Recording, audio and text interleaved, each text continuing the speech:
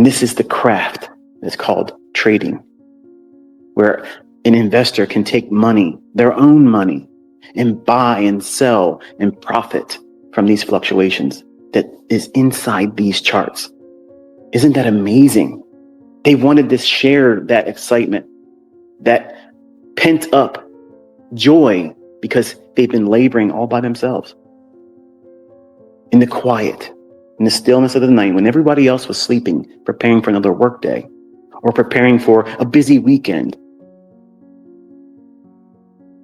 they were staring at charts.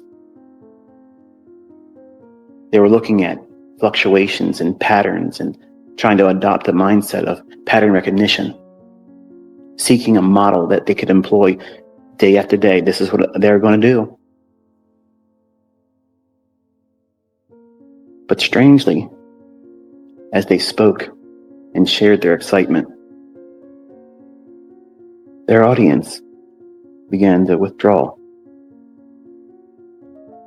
Strange looks of bewilderment passed over them, an odd glaze in their eye. They didn't understand one thing they were being told. They couldn't get it. Why would you be so excited about this?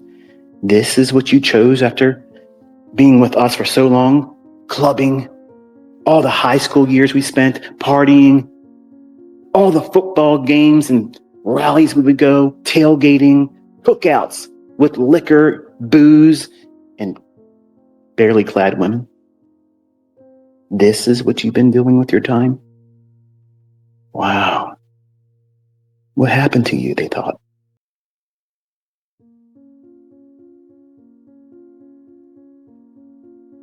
And here they are, sitting there, wondering, have they been wasting their time?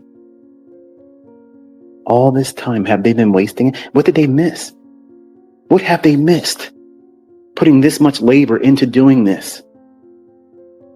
Surely they have been doing something much greater than their labor has. There must be something that they have missed. And they started doubting. The months and the weeks, maybe a year or so, they've invested in doing these, and they trimmed off all this extracurricular activities, the unhealthy practices, the substance abuse, the running around and wasting money just for a romp in the sack. Have they made a mistake? Have they wasted and squandered their time and energy on a pipe dream?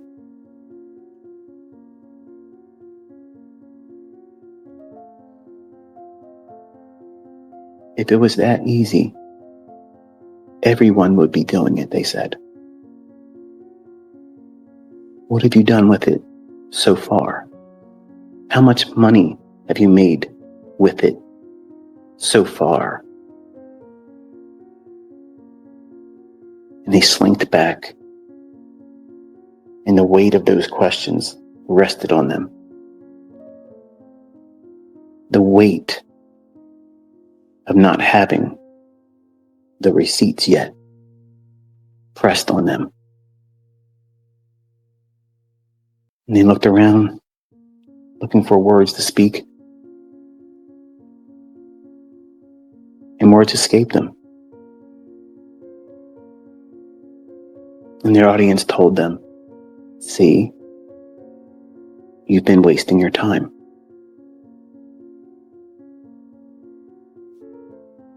Perhaps you know this person. Perhaps you've met them before. Perhaps you've seen them today in the mirror, online, or just maybe you're that person. I wanted to talk to you about a couple things to encourage you before we go into the holiday season, because this is my last space for 2025.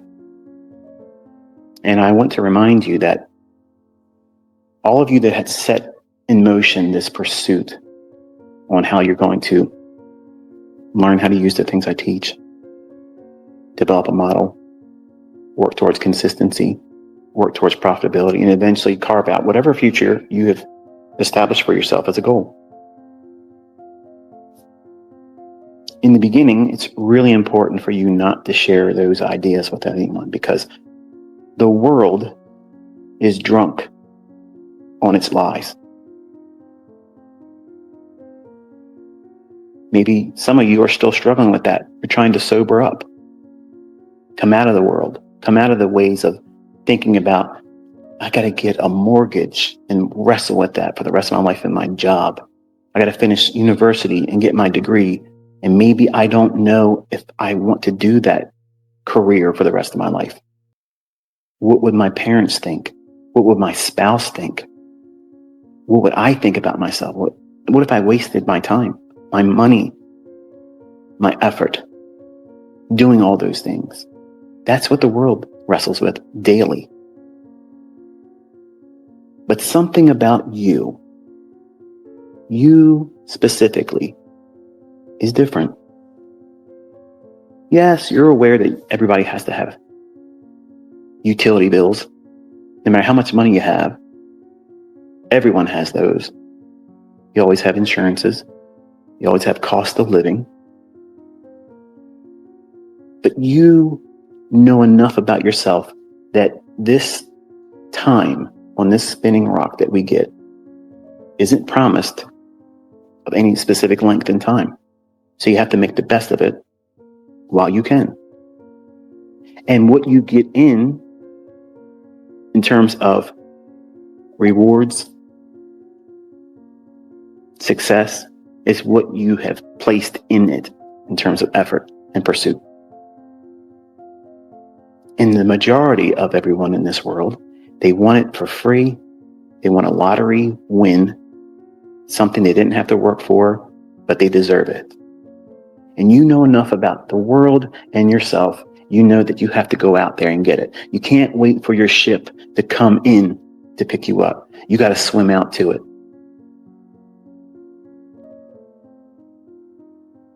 Your pursuit of bettering yourself, bettering your family tree, building a legacy of wealth. You chose to do that. No one before you. You. You're the captain at the helm. You're the CEO. Everything's resting on your shoulders. And you made the conscious decision to work towards doing this. It was probably the easiest sell in the world the first time you saw it being done. I want to be able to do that. I want to be able to do what she just did. I want to do what he just did. I want to do what they're all doing. They're all speaking a language that I don't know, but I want to be a part of the conversation. I want to be among them, because where I'm at right now in the world, it is lonesome. I have all these friends. I have all these coworkers. I have all these football games that I can pal around with, tailgating. But after the game, I'm right back in that same place, wanting more. It's a distraction. I want substance. I want better. And that's not wrong to feel that way.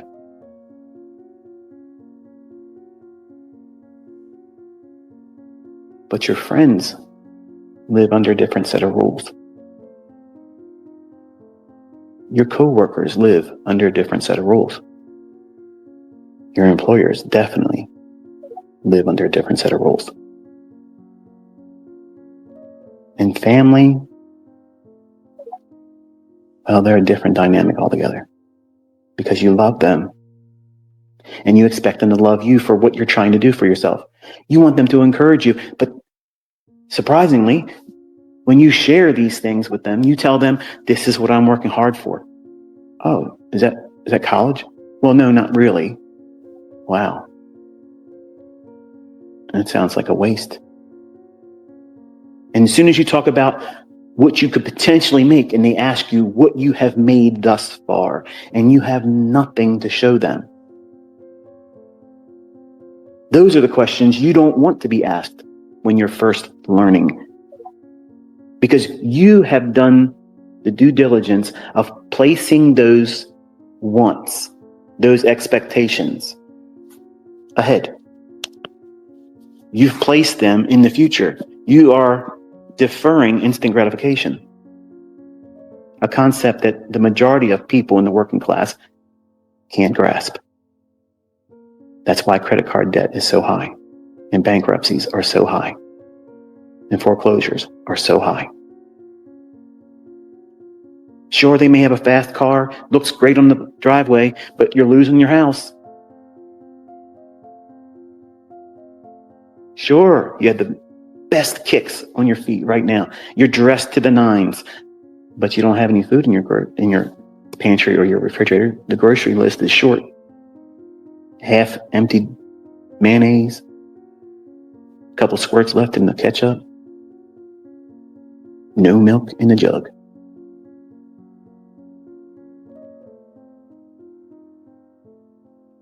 So when you tell the world, while you're striving for it, while you're working for it, and you haven't obtained it yet, don't lose sight that the world has not adopted the mindset that you have before you began. You knew it wouldn't be right away as much as you want it to be. But you pressed that down deep. You pressed it down, you swallowed that. You said, I will defer that want. Let me see what I can do. Let me find myself in this. And you want your family, above all, you want your family to turn to you and say, wow, this is incredible. This is actually exciting. I'm excited for you. When you do well, can you show me how you did it? That's what you want to hear. That's what you want to experience. Because it's hard to muster up the power to get into this and stick with it, because it's dry. It's very, very boring stuff in the beginning, and it's fruitless for a long time. Much like a college degree. But many in this world are willing to do all kinds of things. Academically, through sports, and through parents paying a large portion of those college tuitions with no hope, no guarantee that a high-paying job in that field is waiting for you. But many students press themselves into that mold, and they dig down deep. I better do it. I better do it. I better do it. Stick to it. It's hard, but it's worth it. It's hard, but that job's not guaranteed. Your happiness doing that job is not guaranteed. But something about this, something in these charts resonated with you. Something spoke to you and said, this is for me. Far beyond just seeing someone make money with it. Something in this spoke in a deeper level. It tapped into something that you probably never realized about yourself, that you wanted more. More than those that love you, that you love, that have been friends with you for a majority of your life. Your coworkers that you've been placing the time clock as a mutual chain tethering you to the boss. You've known them for years. You wanted them to look at you and say, wow, that's incredible. Like, can you tell me more about that? But they're drunk. And because they're drunk, they're lost. They're stumbling through life. They don't know what they're doing from one minute to the next. And they're numbing themselves to the pain of just existing in a mundane existence, 9 to 5ing it, Monday through Friday. So it's not a surprise, or it shouldn't be a surprise to you, when they lean in and they tell you with their whiskey whispers, you're gonna lose. You're wasting your time. Don't let that affect you. Don't let it bother you. Remember, you're the one that's sober. You're the one that sees it as it really is. You knew this was going to be hard when you first started. You knew you were going to have to work for it. You didn't ask your family's permission to do this. You didn't ask your friends' support before you started. And you're not asking for your coworkers to encourage you to stay working there when you can afford not to be.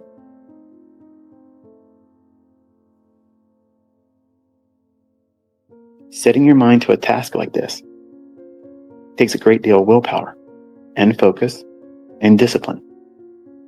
And you're going to have to love your friends and family from a distance. And don't always feel like you have to let them know what you're doing. There's nothing wrong about that, because you're presently under construction. You're at work right now in the laboratory, building this financial monster that's inside you. It is yet to be released because it's still incubating. And no one else is going to understand it like you. No one's going to appreciate the sheer power that it feels like when you have it in your hands, that you're wielding the foresight of knowing what price is going to do, and then it does it. And you know, by doing that over and over again, repetitively, you're acquiring a skill set that far, far too little in this population has the capacity to be able to do. But you've tasted it. You've felt it. You've seen what it feels like to wield that. And no one can convince you otherwise that this is for you. But don't let love and fellowship distort your focus. You have not arrived yet. You're still working in that direction, but allowing other people in and whispering doubts into you, whispering questions of whether or not this is really something that's going to work for you. You have to prevent those opportunities while you're focusing. These people whom you love, or maybe you are friends with them online. You don't know them. You never met them, really. But they have a following and you want to be a part of their community. And maybe they found out because you've been open with them and honest, saying, yeah, I'm trying to learn these smart money concepts. I'm trying to do this ICT thing. What? That fraud? You're wasting your time listening to that guy?